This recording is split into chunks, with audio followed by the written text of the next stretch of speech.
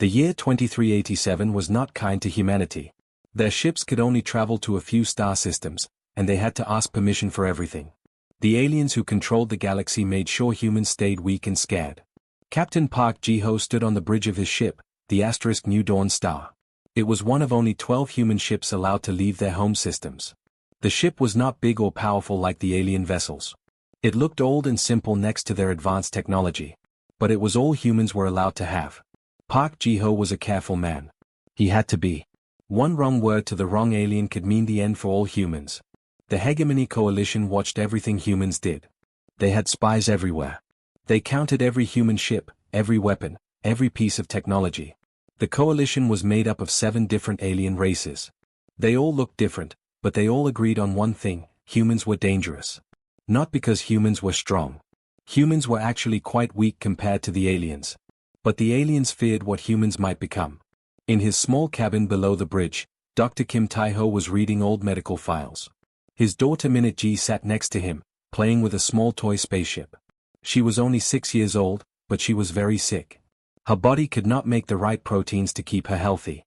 The medicine she needed could only be made on alien worlds with their advanced technology. "Daddy, when can we go home?" Minute Ji asked. Her voice was weak today. The sickness was getting worse. "Soon, little one," Tae-ho said, but he was not sure it was true. The aliens made them wait for everything. Getting permission to visit their medical stations took months. Getting the actual medicine took even longer. Minute Ji coughed, and Tae-ho felt his heart break a little more. She was so young, so innocent.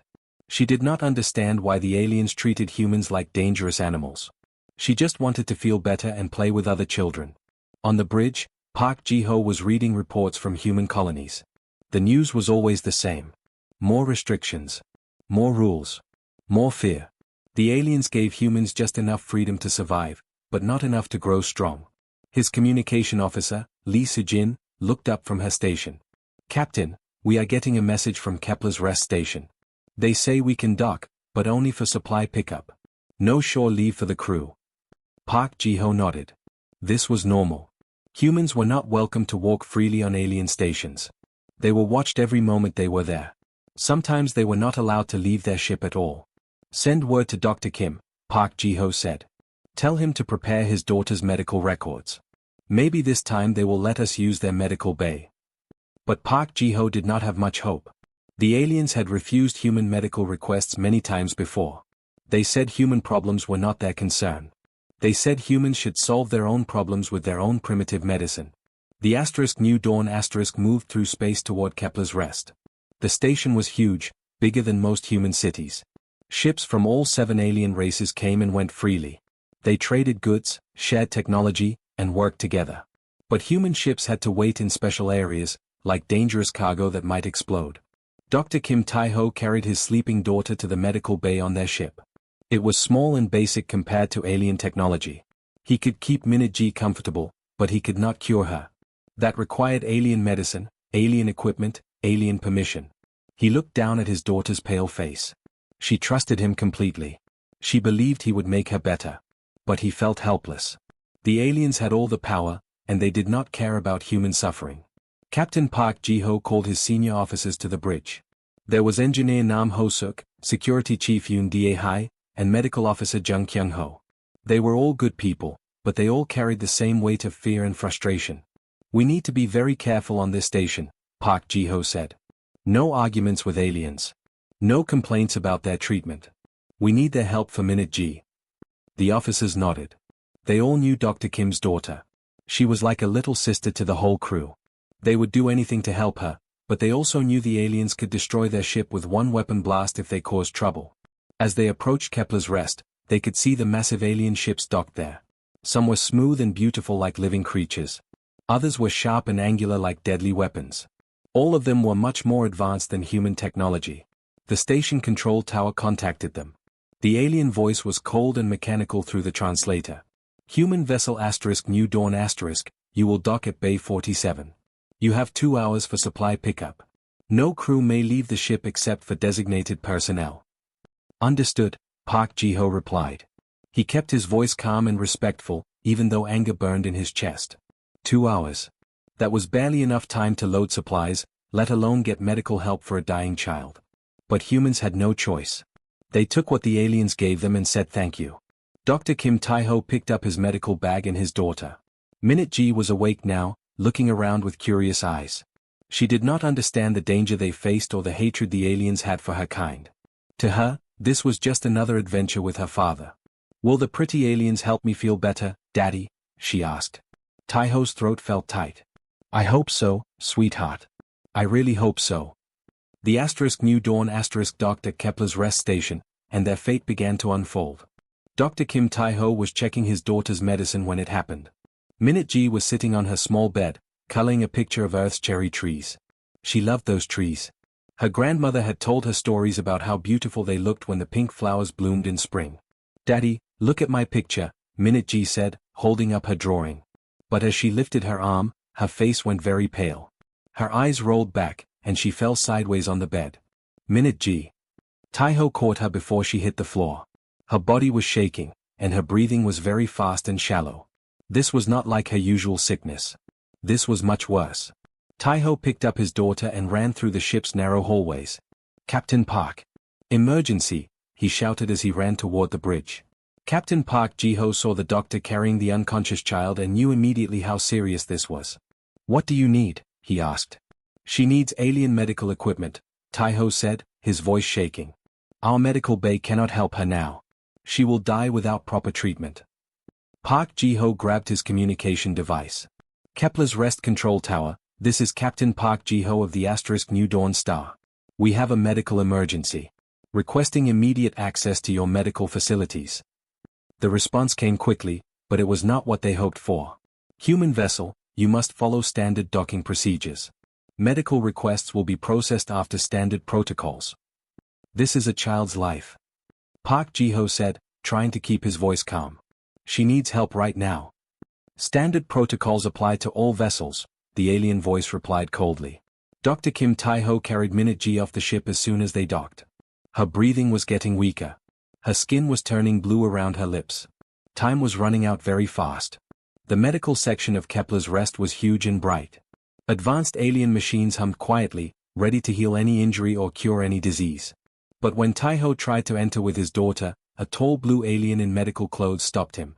"You cannot enter without proper authorization," the alien said. This was Consul Velnoro, the station's chief medical administrator. She was a Zephyrian, with smooth blue skin and large black eyes that showed no emotion. "Please," Tae-ho begged, holding his dying daughter. "She needs help right now. Look at her, she is dying." Velnoro looked down at the small human child with cold interest, like she was examining an unusual insect. "Coalition Protocol 847 is very clear," she said. "Probationary species receive medical aid only after all Coalition citizens are served." "But there are no other patients," Tae-ho said, pointing to the empty medical bay. All the beds were empty. All the doctors were just standing around with nothing to do. "Protocol is protocol," Velnoro replied. "Humans must wait." Captain Park Ji-ho arrived a few minutes later. He tried every trick he knew. He offered the aliens all of humanity's research data from the past 10 years. He promised them new technology discoveries. He even offered to give them his ship if they would just save one little girl. "Your offers are noted but rejected," Velnoro said. "This situation provides an excellent opportunity to remind humans of their proper place in the galactic order." Park Ji-ho stared at her in shock. "You are letting a child die to make a point." "I am following Coalition policy," she replied without any emotion. Dr. Kim Tae-ho found a chair in the waiting area and sat down with Minute G in his arms. She was still unconscious, but sometimes she would open her eyes and look at him. Her breathing was very weak now. Hours passed. Coalition medical staff walked back and forth, doing routine tasks, checking equipment that did not need checking. They ignored the human father holding his dying daughter just a few meters away. After 12 hours, a hegemony official came to the medical bay. He was complaining about a small headache. The medical staff immediately took him to the best treatment room. They used advanced brain scanners and gave him the finest pain medicine. For a headache that would go away by itself in an hour. Minute G woke up during the 14th hour. She looked at her father with tired eyes. "Daddy, why won't the pretty aliens help me feel better?" she asked in a whisper. Tae-ho felt tears running down his face. "I don't know, sweetheart. I don't know. Are they angry with me?" Minute G asked. Did I do something wrong? No, baby. You did nothing wrong. You are perfect. Minute G smiled a little. When I get better, can we go see the cherry blossoms on Earth? Grandma said they are the most beautiful flowers in the galaxy. Yes, Tai-Ho promised, even though he knew it was a lie. We will see them together. During the 18th hour, Minute G's breathing became very difficult. She looked at her father one more time. Daddy, will the cherry blossoms remember me when I go to see them in heaven? They will remember you forever, Tai-Ho whispered. Minute G closed her eyes and stopped breathing. Dr. Kim Tai-Ho held his daughter's small body and felt something break inside his heart. Then he screamed. It was not a normal scream of sadness. It was something deeper, something that came from a place humans had forgotten they had. The sound echoed through the medical bay and out into the station corridors. Coalition soldiers who heard it stopped walking and felt afraid, though they did not know why. Consul Velnora looked at the grieving father and felt satisfied. Another human had learned their place. But something in that scream made her step backward. Something old and dangerous that she did not recognize. The little human girl was dead, and the galaxy was about to change forever. The news traveled fast. Faster than anyone expected. Within 6 hours of Minute G's death, every human colony in the galaxy knew what had happened. They knew a 6-year-old girl had died while alien doctors ignored her, treating a headache instead. Captain Park Ji-ho sat in his ship's command chair, staring at the communication reports flooding in. Messages from angry humans on dozens of worlds. But something was different about these messages. They were not just sad or angry. They were cold. Calculating. Dangerous. Park Ji-ho felt it happening to himself too. The diplomatic training that had guided his entire career suddenly seemed stupid and weak. Why had he spent so many years being polite to aliens who saw humans as insects? Why had he begged for scraps when humans deserved so much more? His hands moved to the ship's control panel without him really thinking about it. He started looking at weapon systems, shield configurations, engine modifications. Ideas came to his mind, ideas he had never learned but somehow knew. Better ways to build ships. Better ways to fight. On the planet New Sol, Ambassador Choi Sang-ho was getting ready for another Coalition Council meeting. For 20 years, he had attended these meetings, sitting quietly while aliens made decisions about human lives. He always spoke softly, always agreed with whatever the aliens wanted, always thanked them for their generosity. But today felt different. Today, Choi Sang-ho looked in the mirror and saw something new in his eyes. Something that made him smile, but it was not a kind smile. He walked into the Coalition Council chamber where representatives from all 7 alien species were waiting. They expected him to apologize for the incident at Kepler's Rest. They expected him to thank them for their patience with difficult humans. Instead, Choi Sang-ho stood at the center of the chamber and spoke in a voice that made the alien warrior step backward. The death of Minute G. Kim was your last mistake, he said calmly. You have exactly 72 hours to remove all restrictions on human movement, human technology, and human medical care. You will also provide full reparations to every human family that has suffered under your rule. The Zephyrian counselor laughed. You are in no position to make demands, human. Your species exists only because we allow it. Choi Sang-ho's smile grew wider and more frightening. In 72 hours, you will understand how wrong you are about that. He turned and walked out of the chamber, leaving the alien counselors confused and somehow afraid. Back on the New Dawn Dr. Kim Tai-ho had not spoken to anyone since his daughter died. He had taken her body to the ship's small laboratory and locked the door. Captain Park Ji-ho was worried about him, but when he tried to enter, he found the door would not open. Somehow, Tai-ho had modified the lock in ways that should not be possible. Strange sounds came from the laboratory. Humming machinery that was not there before. Electronic beeps and chirps that followed no pattern anyone recognized. Sometimes there were flashes of light under the door, bright blue and green lights that hurt to look at. After 3 days, the laboratory door opened. Dr. Kim Tai-ho walked out, but he looked different. His eyes were brighter, more focused. His movements were precise and controlled. In his hands, he carried devices that no human should have been able to build. Captain, he said to Park Ji-ho, I need you to send these plans to every human ship and colony immediately. Park Ji-ho looked at the data files Tai-ho was handing him. The technical information was far beyond anything humans had ever created. Weapons that could adapt to different alien biologies in real time. Armor that learned from each attack and became stronger. Ship modifications that would make human vessels faster and more powerful than anything the Coalition had. How did you create these? Park Ji-ho asked. I remembered, Tai-ho said simply. We all remember, when we need to. Across human space, something unprecedented was happening. Human engineers were building new machines with designs they had never seen before but somehow understood perfectly.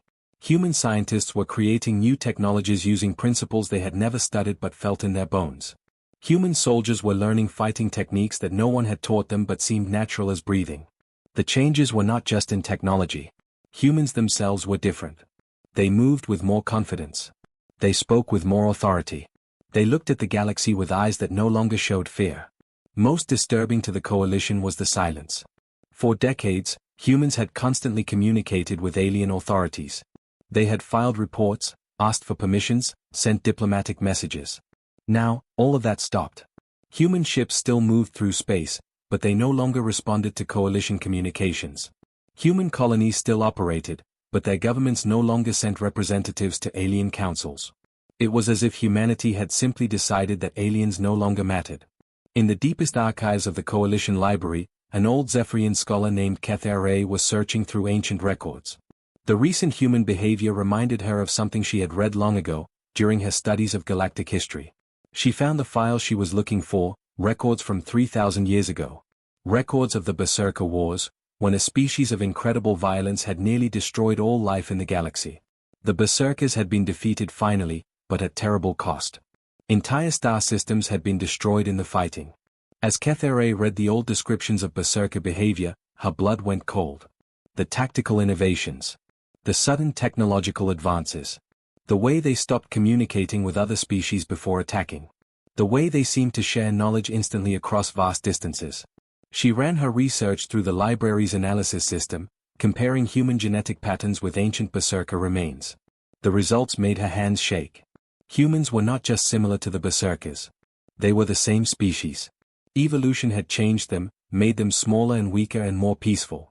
But the genes were still there, sleeping, waiting for the right trigger to wake them up. And now something had woken them up. Cathay sent her findings to the Coalition Council immediately, but she feared it was already too late. The humans were remembering what they used to be. And when the Berserkers woke up fully, the galaxy would burn. 6 months had passed since Minute G died, and the galaxy was not the same. The humans had gone quiet, working in their colonies and shipyards with frightening focus. The coalition told themselves that humans were just being emotional, that they would calm down and return to their proper place. They were very wrong. The attack came without warning. Across 17 different star sectors, human fleets appeared at exactly the same moment. These were not the old, simple ships the aliens remembered. These new vessels moved like living creatures, smooth and deadly, anticipating every enemy move before it happened. Captain Park Ji-ho stood on the bridge of his new ship, the Minute G's Promised Star.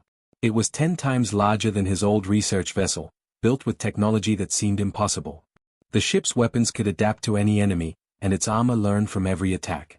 But most frightening of all, Park Ji-ho himself had changed. The careful diplomat was gone. In his place stood a tactical genius who could see battle patterns like reading a simple book. He knew exactly where enemy ships would move before they moved there. He understood their weaknesses before they knew they had them. Target Kepler's rest station, he ordered his weapons officer, Lee Si-jin. She had changed too. Her fingers moved across the control panels with deadly precision, firing weapons that had never missed their target. The station's defenses activated immediately. Powerful energy shields surrounded the massive structure. Heavy weapons turned toward the approaching human fleet. The station commander sent messages to nearby coalition fleets, calling for help. But help would not come in time. The Minute G's Promise fired a single shot. The energy beam was unlike anything the aliens had seen before. It did not just hit the station's shields, it learned from them.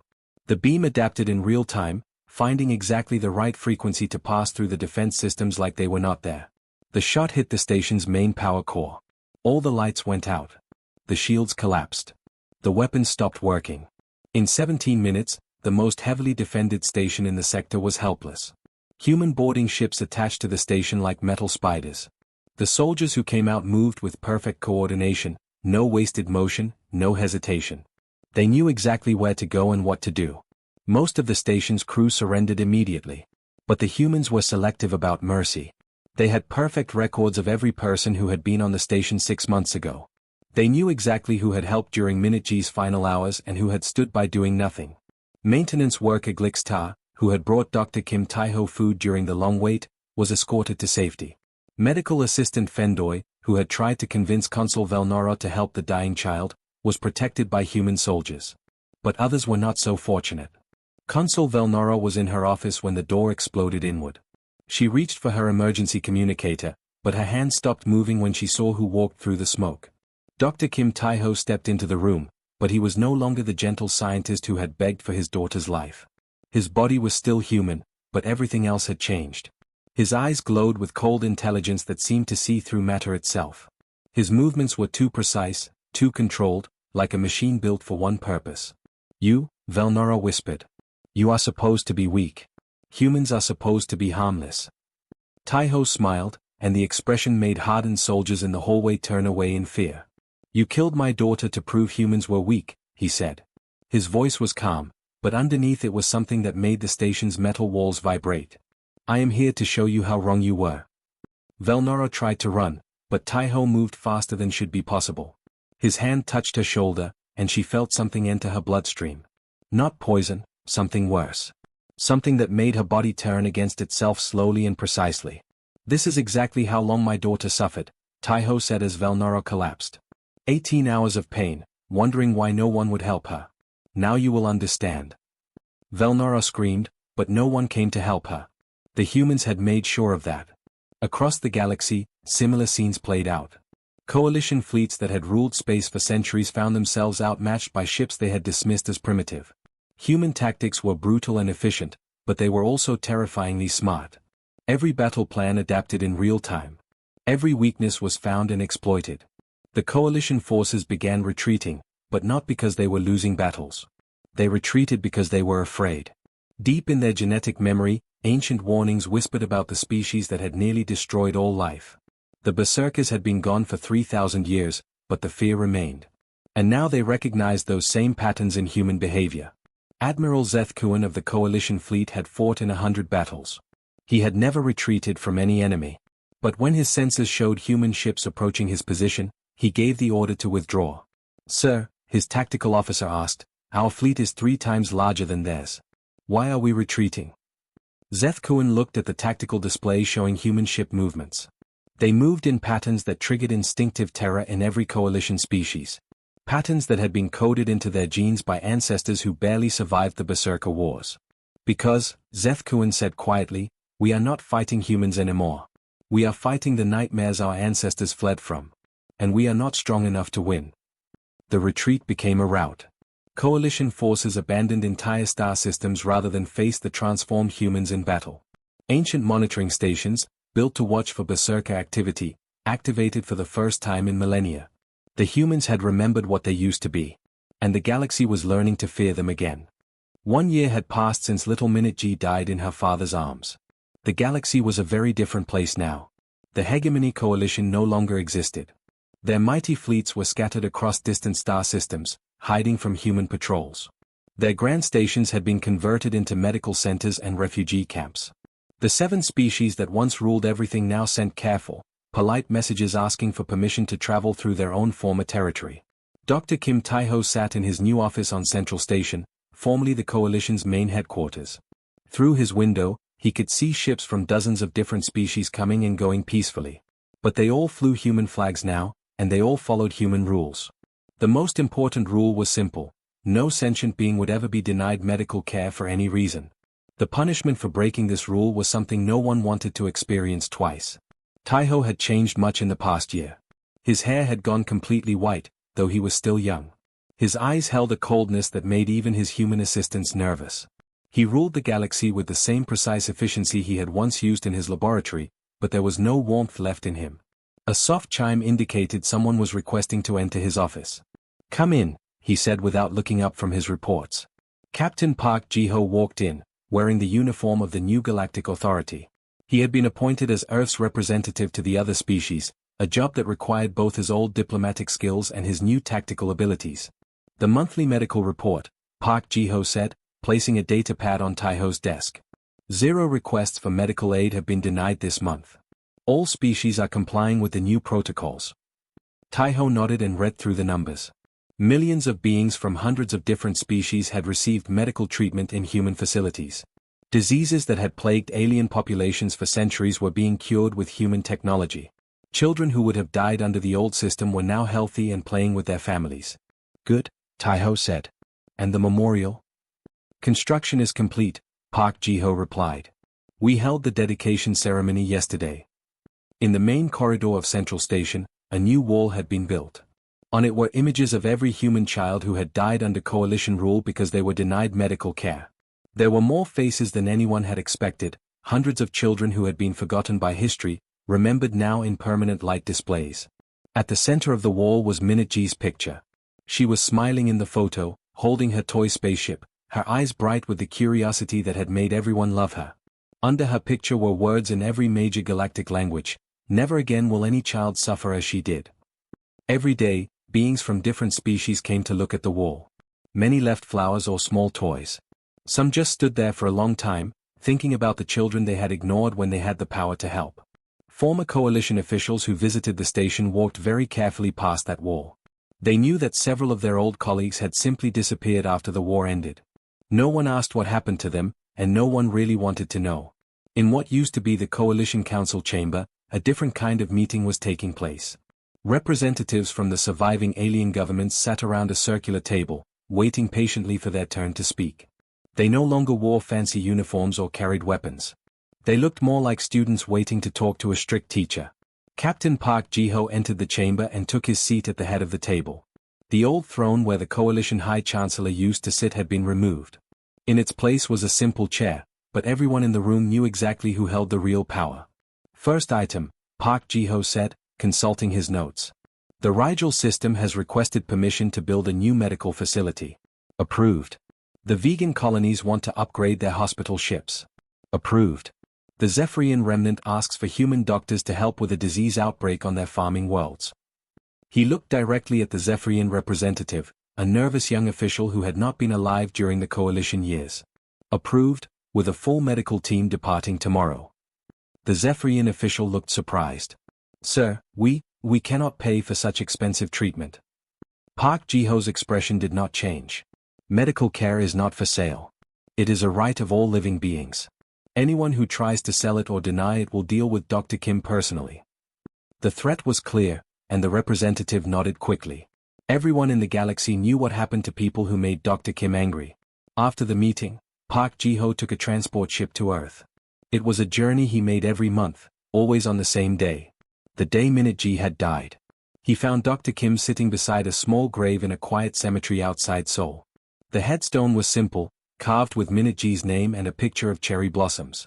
But the real memorial was more beautiful than any stone could be. Around the grave, genetically modified cherry trees grew in perfect circles. Their blossoms glowed with soft bioluminescent light, blue and pink and gold patterns that could be seen from space. When the wind blew, the glowing petals danced in the air like tiny stars. Hello, little one, Dr. Kim said softly to the grave. I brought your monthly report. No children died this month because doctors refused to help them. No parents had to watch their babies suffer while aliens treated headaches instead. He placed a small toy spaceship on the grave, next to dozens of others that visitors had left. The galaxy is safe now, Minute-G. All the children are safe. I promise you, no child will ever die the way you did. As the sun set, the cherry blossoms glowed brighter. From orbit, they looked like a gentle constellation, a reminder visible across the solar system that some things were sacred. That some lines could never be crossed without consequences. The galaxy had learned to fear humans again, but it had also learned something else.